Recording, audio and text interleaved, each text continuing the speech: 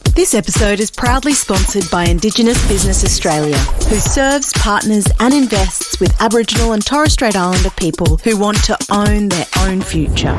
Black Magic Woman podcast acknowledges the traditional owners of the land we have recorded this episode on. We also acknowledge traditional owners of the land where you, the listener or viewer, are tuning in from. We would like to pay our respects to our elders past and present and acknowledge that this always was Aboriginal land and always will be Aboriginal land. Welcome to the Black Magic Woman podcast with Mundanara Bayles.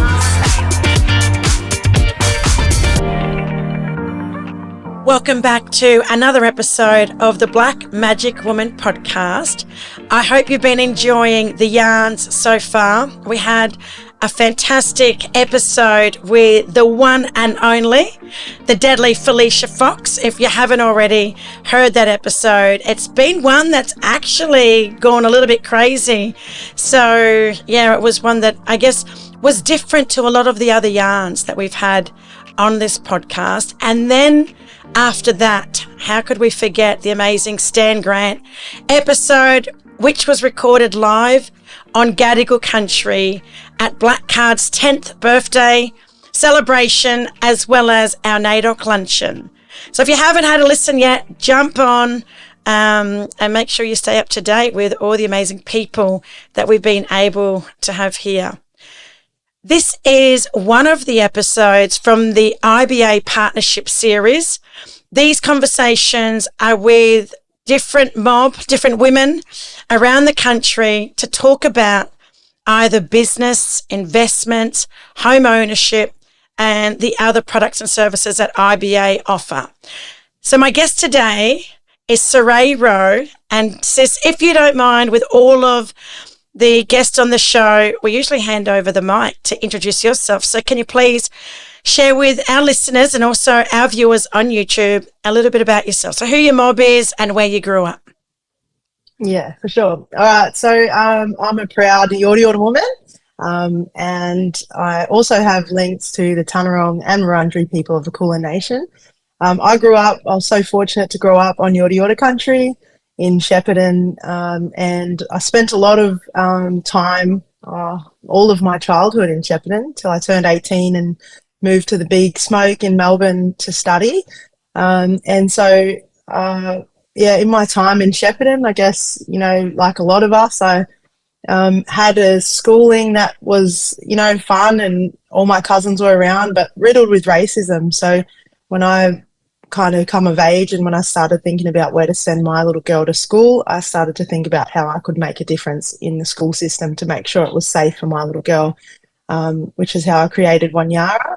So along with a friend of mine, we got together and put our heads together and come up with this idea to go into schools and share our culture and try and get other Australian people acquainted with what it means to be a black fella and why they should respect that. Too deadly. So for some of our listeners that are tuned in literally right around the world, especially on YouTube, can you describe to us what Yorta Yorta country looks like? So Shepparton is in Victoria. How far out of Melbourne? Is there beautiful beaches? Is it rainforest country? Oh, well, Shepparton is about 3 hours north of Melbourne.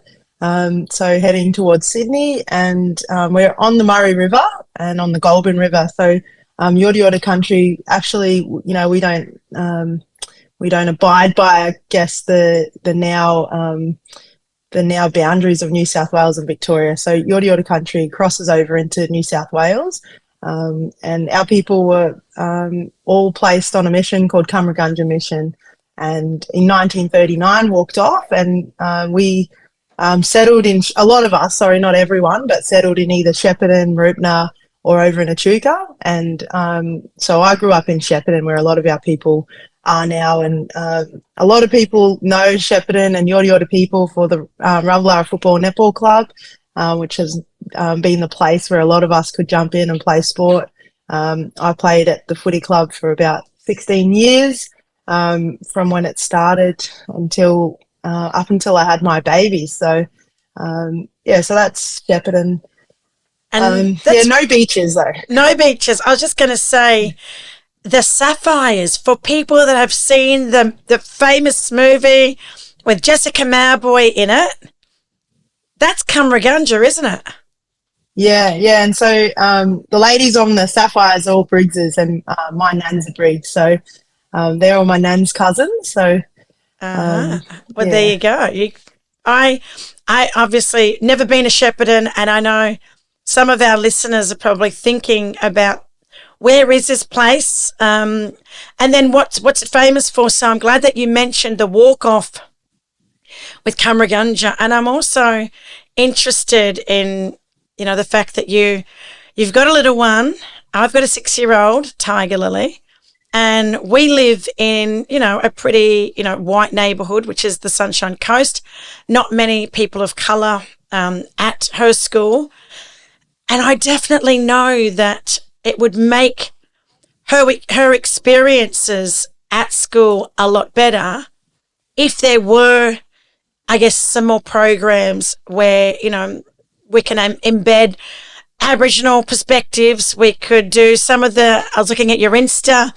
Some of the traditional Aboriginal games, some of the fun stuff. So it's not all about sitting in a classroom and learning about history and culture, but within your business, I see that you offer some kind of, physical activity, which I haven't seen many organisations do that when they're trying to educate and create that cultural awareness, but you've added the kind of the fun element to it. So can you share with us a little bit about how you came up with that element to be able to educate people about who we are as blackfellas? Yeah, I guess so Wanyara means active. Wanyara is a Yorta Yorta word that means active. So one of the things that I'm really passionate about is keeping people actively engaging with our culture. So I've always played sport, and I would say that, playing netball has been the thing that was able to break barriers. So, growing up, always hearing racism and all that rubbish, and especially in the sporting field as well. But then once you could pull on your netball shoes and get on and compete in that arena, you kind of level that playing field. So I was always really passionate about making sure that things, when we're sharing our culture, were really active and people could interact with it. So we're really mindful about keeping some things secret, but what we do share is really hands-on. So we, hands-on paint sessions and hands-on traditional Aboriginal game sessions and the dance sessions and the yarn sessions where we share artifacts and just have conversations. But being able to sit around with our mob has been what's really good for non-Indigenous kids and for our Aboriginal kids. Like you say, my kids, I've got 3 actually. I've got a 8-year-old, a 7-year-old, and a 4-year-old. And so where we live on Bunurong country and near the beach, and there's no other Aboriginal kids at their school. And so I was really passionate about making sure that in their school and in all the schools around, kids are seeing us in a positive light as well. So they're never looking at my kids like victims. And they're also being shown that what's on the media is not the whole story. Yeah. I was just going to touch on the fact that you've got the amazing Belinda Duarte, who is the CEO of Culture is Life, and they've been doing a lot of things in terms of curriculum resources around anti-racism. So if anyone's listening to this yarn and you're looking at curriculum for anti-racism stuff, I know that Culture is Life is doing amazing things. How did you get involved with Indigenous Business Australia? Was this, early on in your days of starting a business, somebody said, have you heard of this mob? Or was you just on Facebook one day and you saw the Strong Women, Strong Business newsletter? How did you get engaged with IBA and how have they been able to support your growth as an Aboriginal woman in business? Oh, yeah, good question. I actually can't remember when I heard about IBA. I think they've always been around. You always hear of families got their home loans through IBA or, and I didn't actually realise that they did business stuff. And when I was trying to start Wanyara in the early days, someone said to me, IBA can help you with all that startup stuff. So I made contact way back when. So this was, 5 or 6 years ago now. And slowly but surely, that kind of partnership or relationship has grown. And we've been fortunate enough now to have one of the social enterprise grants for women. So we're taking on 10 young women. We're calling them Wanyara Winyas, which Yorta Yorta words mean active women. And so we're putting them through a job readiness program with the hopes that they all come on to work for Wanyara, but they'll be able to go on to change the world, whatever they do, once they've finished their 3 months with us. So, Sis, what has it been like in terms of engaging with corporate Australia? So you started off with the schools, and I can see that your program has expanded. How did that happen? I guess we started off with, we had some corporate organisations asking us to come out and run games for their,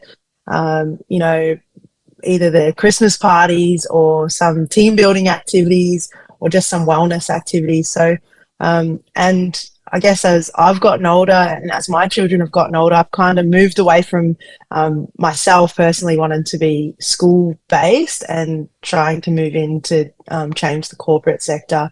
And I did my own little bit of research on what you do, and I know that we're doing the same kind of thing, trying to make the change. And I was always passionate about changing young people, because I thought, them once they're over 20, probably too late to catch them. If they've got racist views embedded in them, it's probably that's probably there into the rest of their lives. So so we've been able to do the work with the young people, and I think there's still a lot of room to change people's minds, and at least if we can't, we'll try. So that's kind of where I've moved into that space. And what's been some of your biggest challenges when it comes to, being an Aboriginal woman in business? Because I think for a lot of, not just younger people, but just for a lot of our mob that are thinking about taking that next step to go into business, hearing yarns like this gives people a bit more of an insight into the fact that it's not going to be easy. Things don't happen overnight. So you've been in business for about 5 years, you said? Yep. And what's been some of the biggest challenges for you, or some of the learnings? Well, one of the biggest things I think is that I just assume everyone thinks the same way I do. So, I think everyone wants to do the work that we're doing. So come on, you must want to come and work with us. You must want to get us out, all those kind of things. And it's not the case. And even once we moved into employment, just assuming that everyone wants to kind of work 24 hours a day like I do, and that is absolutely not the case. And and even timing children around your business. If you're working for someone else, like I know with my first two, you could just go off and have a baby, and you can't do that when you got your own business. And if you do, like in my kind of case, I've had the baby, and within an hour I had to send off an invoice. So those kind of things, you've got to plan your life a little bit better. I hear you, my sister. I literally was in the hospital thinking of, when am I going to give birth, because I've still got a few more things that I need to do. Yeah. Gave birth the next day, straight back onto emails.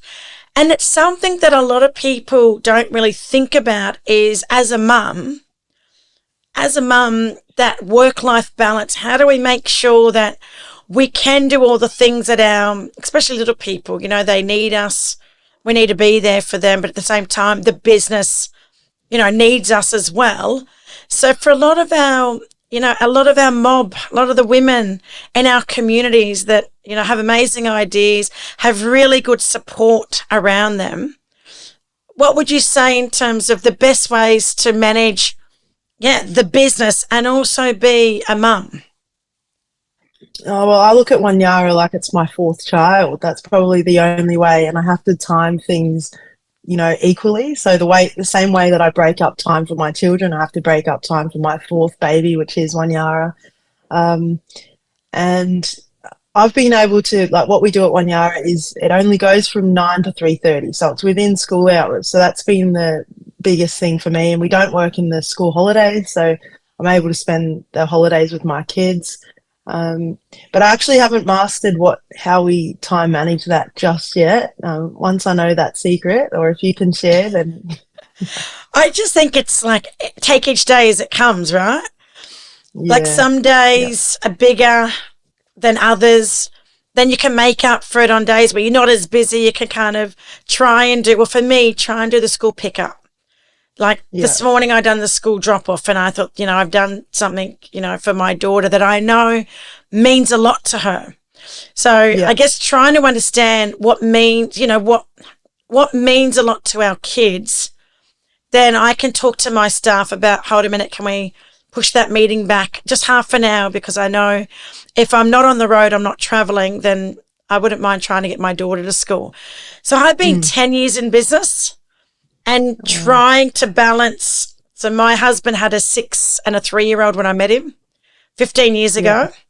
And now we've got a 13, 11 and a 6-year-old together. So there is 5 kids. And my husband is the stay-at-home dad, but he also supports the business as head of partnerships. So when you see Blackcard's name on the back of a, rugby league jersey at the Murray Carnival, then you know that my husband's been the one to make sure that's the right logo. And, do we have enough budget? Because we've got 5 other teams that want us to sponsor him as well. So I've been able to create a job for my husband now that the kids are a bit more grown up, which is pretty handy. So I was going to ask the same question, who do you have that supports you? Well, I guess in our business, I try to employ other mums. We've got other young people that don't yet have kids, but I think, we all know that we can't start until 9:30 because we're all doing school drop off, or, we move things around so that, we're able to be there for our kids. Or if I'm out on a job, then someone else will pick up my kids because they know that that's important, or they'll drop lunch to my kids if one of them have run out and forgotten their lunch that day. So I try to surround myself with other people that have that maternal instinct or have their own children. But I'm the same. I coach my son's basketball team, and that's my absolutely cannot miss that, will not miss that. I won't take a job on a Friday afternoon because that's my boys' basketball games, and that's what makes me feel like I've done my part that makes them feel special each week. So, what would you say in terms of other young Black business owners? What's some of the highs for you? What's some of the things that have happened whilst being in business that you're most proud of? Maybe accomplishments. Well, actually, I'm heading over to the States tomorrow, which it's probably been my goal. If anyone asked me as a kid, what do you want to do? And it's take my kids to Disneyland. It was like never, it doesn't matter how many kids I have, but yeah, I'm heading over tomorrow. I'm taking my kids to Disneyland. So that's probably, personally one of the biggest kind of accomplishments. But my goodness, also, can I just say quickly, it's definitely on my bucket list for my kids. So too deadly. You're going to have to tell me all about it. So when I go, give me the tips. Yes, give me the tips. I love this. And I know that people that are watching or listening to this yarn are, probably sitting here going, wow, Black fellas in business. We also take our kids to Disneyland. Yeah. Amen. Which is probably something as a young Black girl you would never have thought it was possible because there was no one around us. Like I never went on a holiday or stayed in a hotel. I'm one of 9 daughters. Yeah. Growing up in Redfern. I'm telling my kids the same thing. Like we didn't go on holidays. I said to my daughter, they've been to the Gold Coast and Townsville and Airlie Beach, and I said, Charlie, I've never been on a holiday. We went to Warrnambool once, but it was to look after my dad's cousin's house, and the house was falling apart. Oh, yeah. It was hardly a holiday. The holidays were camping. Yeah. And for me, I am not into camping anymore. Yeah, no, me either. So you're going to Disneyland tomorrow. What else in terms of giving, maybe, in terms of some of the people that you've employed, has there been anything in particular that's made you feel, I guess, really proud of the fact that you've been able to contribute to somebody else's success?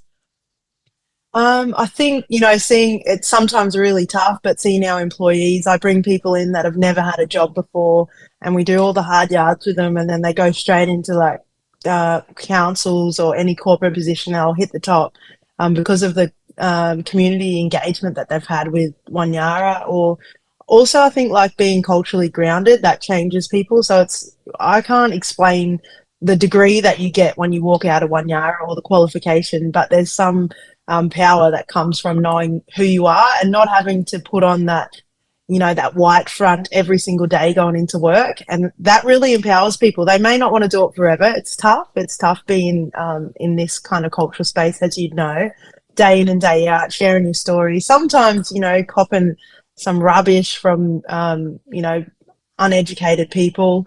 And, but I think, yeah, seeing people go on to bigger, better things, even though I want them to stay with us. And also being able to employ like just chef mob. When I have like my mob come in and work for us, and then, watching them like gain confidence, and then going back to chef, and, people asking like, you still doing your business stuff? And, that makes me feel really proud. Yeah, I get it, sis. It's something that I keep thinking about with, the next generation of young people. Like the opportunities are endless for them. But you touched on something really important, is being grounded in culture and not having to put on that front. And we talk about this as black fellas, like we're walking in two worlds. We're navigating two worlds at any given time. And it's like we're code switching. But it's probably the most exhausting thing that we do, right? Is turn up to different spaces and talk to different people, and then you can go back to your own family or community and like just be you.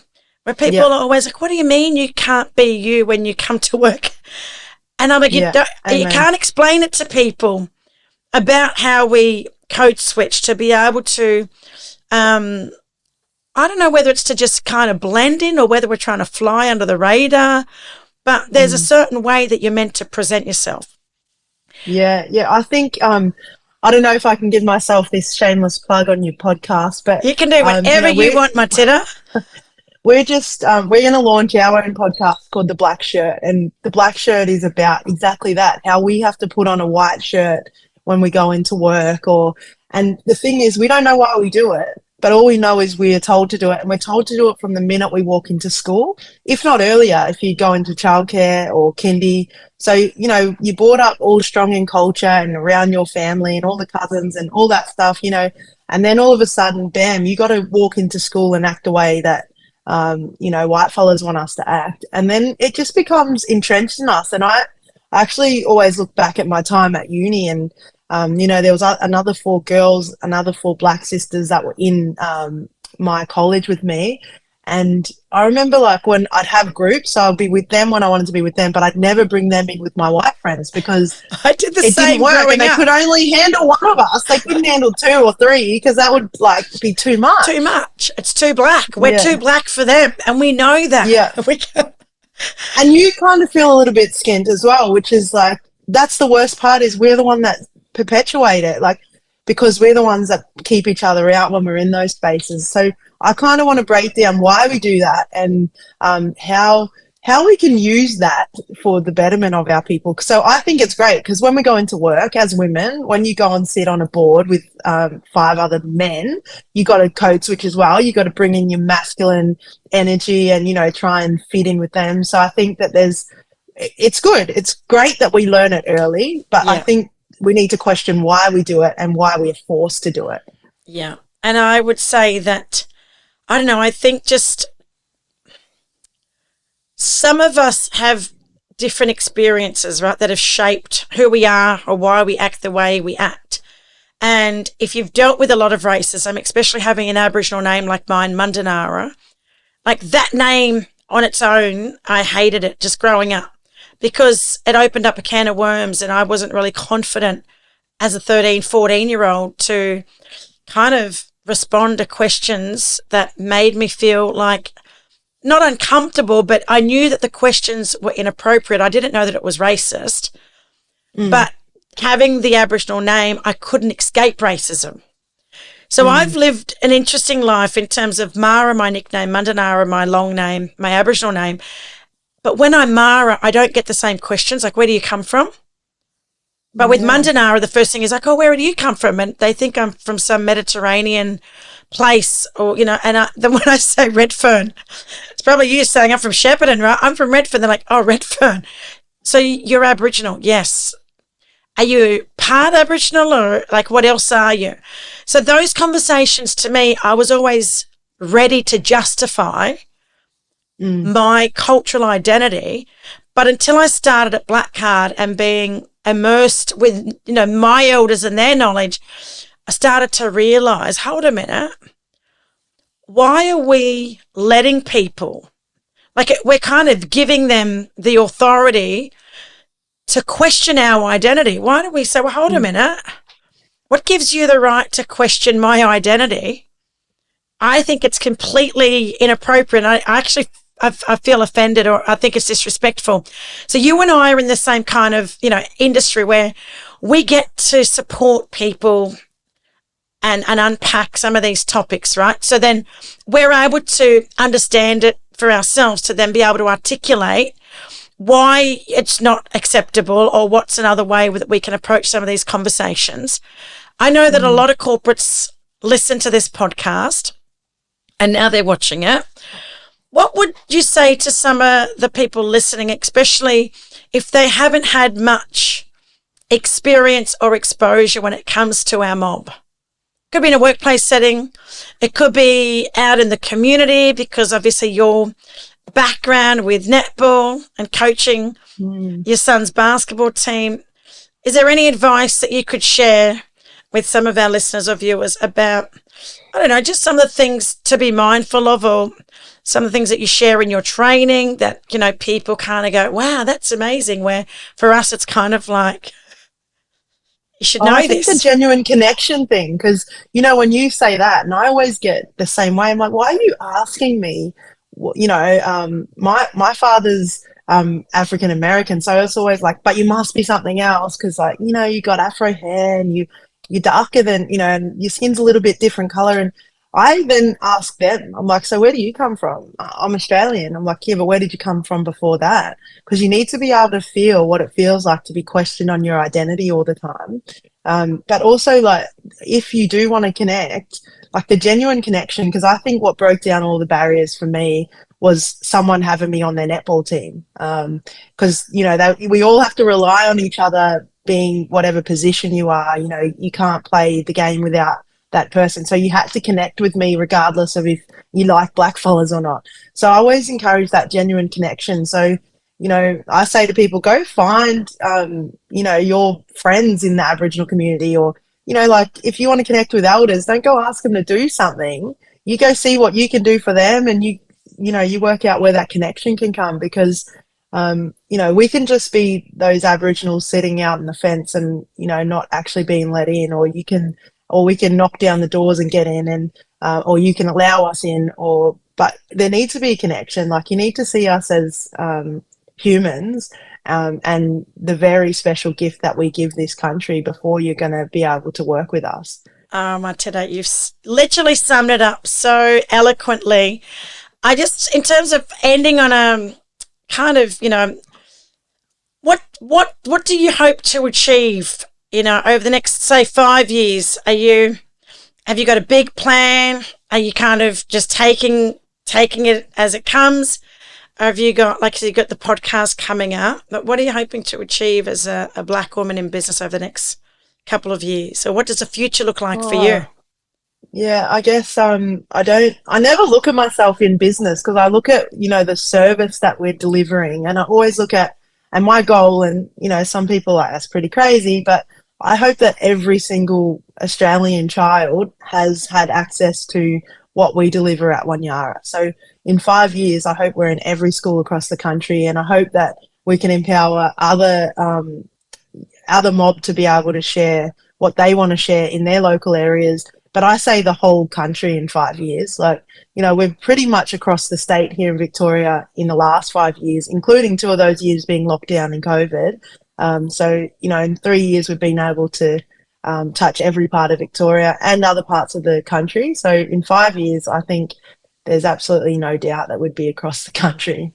And what's been one of the best things that you've got out of working with Indigenous Business Australia? Oh, one of the best things, I guess it gives you the confidence because, you always know that IBA, they started with me doing like tax matters workshops and all those kind of things. And I guess they grow as well, they've kind of grown as my business has grown. I'm sure it's not, just my business. It's all the businesses as they grow. But it feels good that IBA, they offer different training. They're now offering these grants. They're all these different supports that grow as your business grows. So having that kind of the backing of IBA and being able to lean on them has been great. It is. And look, sis, I'm not going to hold you up any longer, but what I do want to say is, it's so inspirational to hear other deadly black women holding down a family, running a business, out there in community, trying to employ more mob. And by employing people from SHEP, that's an opportunity for you to give back to your mob. But I'm always talking about how do we inspire the next generation? How do we, give them the confidence that, as young black fellas, that they can do what we're doing, where, that really famous saying that a lot of people say that you can't be what you can't see. But there's more of us that are popping up from different black communities around the country. And, without these kind of podcasts, like no one would really know outside of your community or the schools or organisations that you're working with. Not many people know that we exist because there's not a lot of Aboriginal businesses in the country. When you think about the 2 million Australian businesses, we make up 0.06%. So we know from all of the data that we are 100 times more likely to employ an Indigenous person. And for every $1 that you spend with a black business, it's $4.41 in terms of the social impact that we create in our families and communities. So for all of our listeners and viewers out there, jump online, follow Wanyara. You will have access to your Insta, your handles, and website that we'll make sure is included in our show notes. But sis, it's been an absolute privilege to sit here and yarn to you. And I can't wait now to do some more research so that when people in Victoria or in Melbourne are asking me about other service providers, I can actually now put them in contact with another deadly black business. So, can I just say thank you for jumping on? And I hope people start to reach out to see what you do and if you can probably pop into their school. So thank you. Yeah, all right. Thanks, sis. Thank you very much for the yarn. And, I'll be following on with what you guys do as well. And hopefully we'll get to catch up in the flesh sooner than later. Yeah, thanks, sis. No worries. I'll let you go. Thanks so much for jumping on. Enjoy the afternoon. If you'd like any more info on today's guest, please visit our show notes in the episode description. A big shout out to all you Deadly Mob and allies who continue to listen, watch and support our podcast. Your feedback means the world. You can rate and review the podcast on Apple and Spotify, or even head to our socials and YouTube channel and drop us a line. We'd love to hear from you. The Black Magic Woman podcast is produced by Clint Curtis. If you'd like to know more about IBA and how they can help you to own your own home, start or grow a business, or invest in your future, visit iba.gov.au or free call 1800 107 107.